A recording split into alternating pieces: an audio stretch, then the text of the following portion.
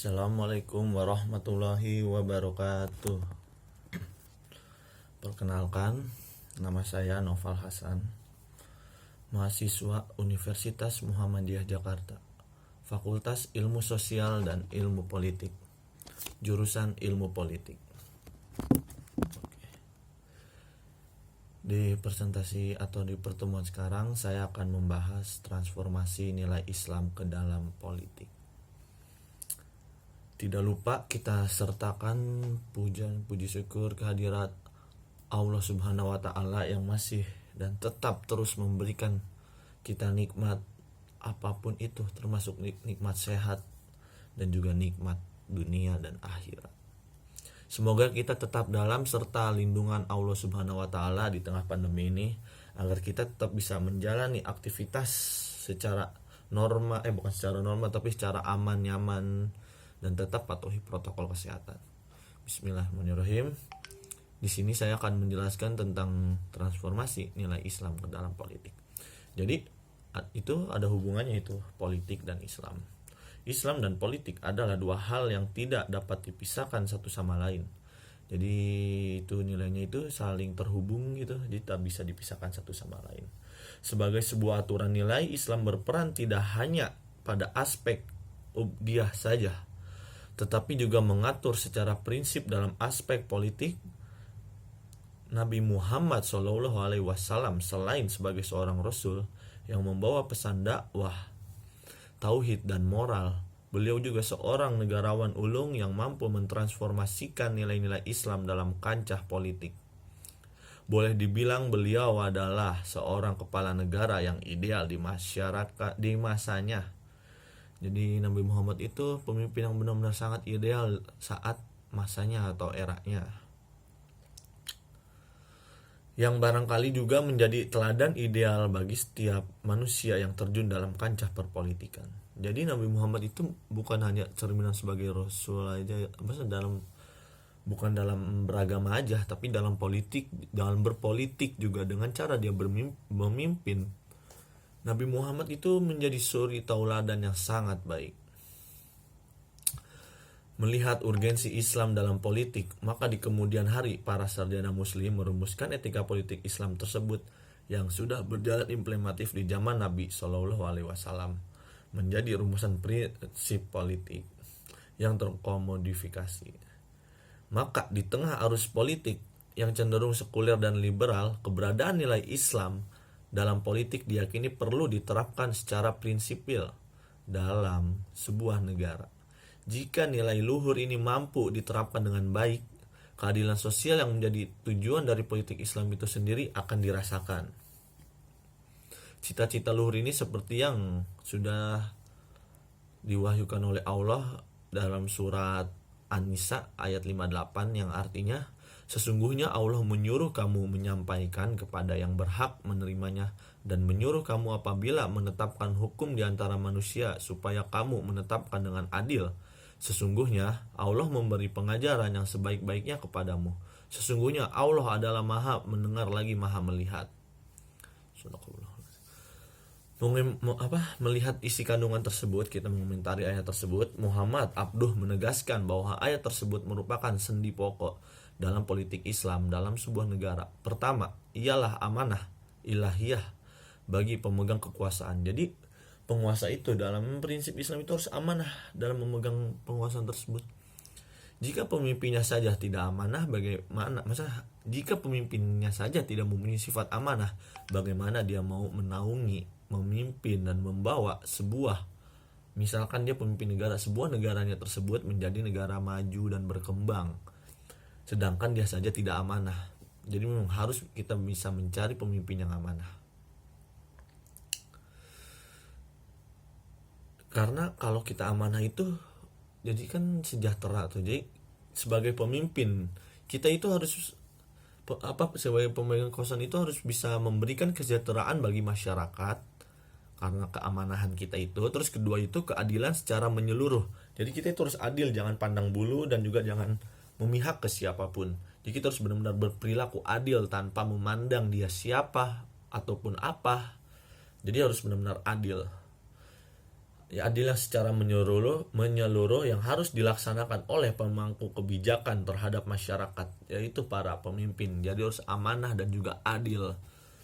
Jadi ada prinsip-prinsip politik Islam, yaitu pertama itu ada prinsip musyawarah. Salah satu prinsip dasar yang ada dalam Islam dalam hal politik adalah prinsip musyawarah mufakat. Artinya setiap kebijakan yang hendak diterapkan terlebih dahulu harus dimusyawarahkan oleh para pemangku amanah. Prinsip musyawarah ini sudah emang harus gitu diterapkan. Jadi misalkan kita mau membuat suatu kebijakan, kita itu harus ada musyawarahnya dulu. Kita harus didiskusikan dulu gitu, jangan asal tok aja. Seperti ada sekarang ada yang diam-diam udah berencana untuk mengesahkan sedangkan rakyat menolak kan. Melihat pada prakteknya musyawarah itu, Nabi Muhammad SAW saat hendak menentukan sikap politiknya, beliau terlebih dahulu meminta pendapat terhadap para sahabatnya. Jadi Nabi Muhammad meminta pendapat para sahabatnya sebelum dia memutuskan ingin mengeluarkan kebijakan atau peraturan. Demikian sepeninggal Nabi Muhammad SAW, para sahabat terlebih dahulu bermusyawarah saat hendak memutuskan suatu perkara. Dia mengikuti jejak Nabi yang bermusyawarah saat mengambilkan suatu kebijakan atau apapun itu, atau suatu perkara. Peristiwa musyawarah adalah wujud konkret penerapan prinsip penerapan prinsip politik dalam Islam. Terus yang kedua itu adalah prinsip keadilan. Kita terus adil. Adil itu merupakan sendi yang sangat penting dalam politik Islam. Karena pada dasarnya politik Islam bertujuan menciptakan keadilan bagi setiap warga negara tanpa memandang ras, budaya, dan agama. Nilai ini tertuang cukup jelas ya dalam surat An-Nas Al-Quran. Salah satunya itu, sesungguhnya Allah menyuruh kamu, bukan An-Nas sih, An-Nahl ayat 90, yang artinya sesungguhnya Allah menyuruh kamu berlaku adil dan berbuat kebajikan, memberi kepada kaum kerabat, dan Allah melarang perbuatan keji, kemungkaran, dan permusuhan. Dia memberi pengajaran kepadamu agar kau dapat mengambil pelajaran. Kewajiban berlaku adil sejatinya juga merupakan sebuah norma yang hidup di masyarakat secara umum, yang mempunyai kedudukan nilai yang sangat tinggi dalam struktur kehidupan manusia pada berbagai aspek, lebih-lebih dalam Islam. Ia harus menjangkau segala aspek, mulai dari aspek hukum, etika, dan sosial. Di Indonesia, nilai ini telah menjadi asas dalam bernegara yang berwujud pada Pancasila. Sesuai tertuang yaitu keadilan sosial bagi seluruh rakyat Indonesia, namun tidak seluruh rakyatnya mungkin merasakan. Terus yang ketiga itu prinsip kebebasan. Prinsip selanjutnya yang juga sangat diperhatikan oleh Islam ialah prinsip kebebasan. Kebebasan yang ada dalam konsep Islam bukanlah kebebasan yang tanpa batas, namun ialah kebebasan yang teratur dan bertanggung jawab. Kebebasan dalam hal ini adalah kebebasan dalam menyuarakan aspirasi secara konstitusional dan beradab. Nilai ini selaras dengan undang-undang positif yang telah berlaku di Indonesia, yang nampak tertuang dalam Undang-Undang Nomor 9 Tahun 1998 tentang kemerdekaan menyampaikan pendapat. Selanjutnya adalah kebebasan dalam beragama dan berkeyakinan. Jadi kita itu diberikan kebebasan sepenuh-penuhnya dalam politik Islam itu, tanpa adanya suatu paksaan. Kita mau berpendapat apapun gitu, kita tidak dilarang gitu. Bebas kita mengaspirasikan pendapat asal dengan cara yang benar. Dan juga kita itu bebas mau memilih, adalah kebebasan beragama dan berkeyakinan. Kita mau memilih apa itu bebas tanpa adanya paksaan ataupun kekerasan. Dalam hal ini Islam sangat jelas memberi ruang bagi setiap insan untuk berbeda keyakinan dan tidak memaksakan sebuah keyakinan terhadap orang lain. Sudah ditegaskan di dalam Al-Quran surat Al-Kafirun ayat 6. Untukmu agamamu, untukku agamaku. Begitulah. Hal ini juga sejalan dengan undang-undang yang berlaku di Indonesia. Pada Undang-Undang Dasar 1945 pasal 29, yang dengan tegas menyatakan adanya kemerdekaan bagi setiap orang untuk beragama dan memilih keyakinan Demikian dalam Islam, negara tidak berhak mengintervensi keyakinan seorang. Justru negara harus memberikan kepastian keamanan bagi warganya dalam menjalankan keyakinan masing-masing. Terus yang keempat, prinsip egaliter. Selanjutnya ialah prinsip egaliter yang juga menjadi sendi pokok dalam politik Islam. Adalah persamaan bagi setiap individu, mempunyai hak dan kewajiban yang sama tanpa adanya marginalisasi dan diskriminasi rasial, budaya, dan keyakinan. Jadi kita itu semua mempunyai hak yang sama tanpa memandang ras, suku, ataupun kita sanak family, kita harus sama semua haknya. Tidak ada hak istimewa atau apapun. Didasari oleh semangat takwa bahwa tidak ada yang lebih mulia dalam pandangan Tuhan melainkan karena nilai religiusnya. Dengan kata lain, nilai religius yang mewujud pada laku yang baik. Di dalam Al-Quran sudah dijelaskan pada surat Al-Hujurat ayat 13 yang artinya, hai manusia, sesungguhnya kami menciptakan kamu dari seorang laki-laki dan seorang perempuan dan menjadikan kamu berbangsa-bangsa dan bersuku-suku supaya kamu saling kenal mengenal. Sesungguhnya orang yang paling mulia di antara kamu di sisi Allah ialah orang yang paling takwa di antara kamu. Sesungguhnya Allah Maha mengetahui lagi Maha mengenal. Prinsip ini merupakan salah satu sendi penting yang tertuang di dalam piagam Madinah, bahwa seluruh warga Madinah baik dari kalangan suku yang berbeda dan agama yang berbeda akan diperlakukan sama tanpa menganggap salah satunya lebih mulia. Jadi semuanya disetarakan, tidak adanya perlakuan spesial atau apapun.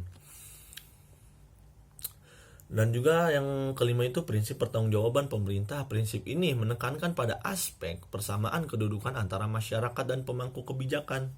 Artinya bahwa tidak ada otoritarianisme dan kesewenang-wenangan penguasa dalam menjalankan kepemimpinannya. Di sini masyarakat justru memiliki hak mendapatkan pertanggungjawaban dari pemerintah berkaitan dengan kebijakan-kebijakannya. Dan proses transformasi nilai Islam ke dalam dunia politik, paling tidak ada dua cara yang bisa ditempuh. Pertama, secara top down adalah penanaman dan penerapan nilai dari atas ke bawah, yaitu dari penguasa kepada masyarakat. Jadi penguasanya itu memberikan contoh dan memberikan pengetahuan kepada masyarakatnya. Hal ini hanya dapat dilakukan oleh mereka yang sedang memangku amanah menjadi penguasa secara konstitusional. Jadi hanya penguasa resmi yang bisa melakukan ini. Pemimpin kenegaraan dan pemerintah harus mampu menjalankan tugasnya sesuai prinsip Islam yang tidak mengesampingkan keanekaragaman dan kebudayaan. Terus yang kedua, secara bottom up, adalah proses penerapan nilai dari lapisan bawah ke atas. Artinya masyarakat grassroots atau akar rumput yang mengimplementasikan nilai tersebut dari lingkup yang terendah, keluarga bergerak kepada lingkup yang lebih tinggi, lingkungan sekitarnya.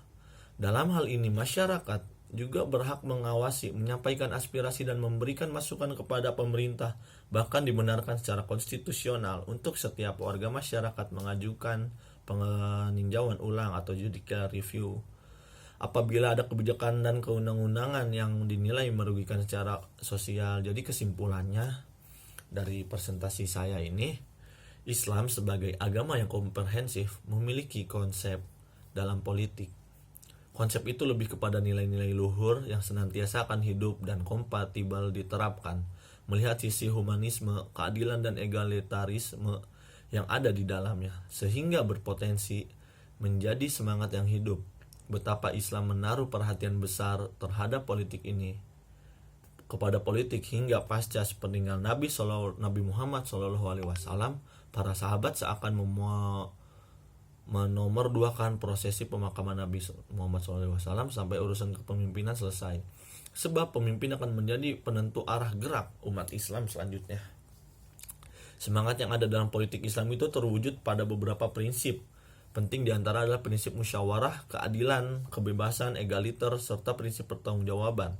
Prinsip-prinsip ini pada hakikatnya ialah demi terciptanya cita-cita mewujudkan masyarakat yang sejahtera, makmur, dan berkeadilan. Penerapan prinsip-prinsip tersebut dapat ditransformasikan dengan dua cara. Cara yang pertama ialah yang tadi sudah saya jelaskan secara top bottom dan juga secara top down. Top bottomnya itu top down dan juga secara dari bottom up. Jadi cukup sekian presentasi dari saya dan penjelasan dari saya. Kurangnya mohon maaf. Semoga teman dan juga dosen saya Bapak Dr. Muhammad Nasih, dosen Al-Islam 3. Semoga senantiasa dalam lindungan Allah dan juga kawan-kawan senantiasa dalam lindungan Allah. Terima kasih. Wassalamualaikum warahmatullahi wabarakatuh.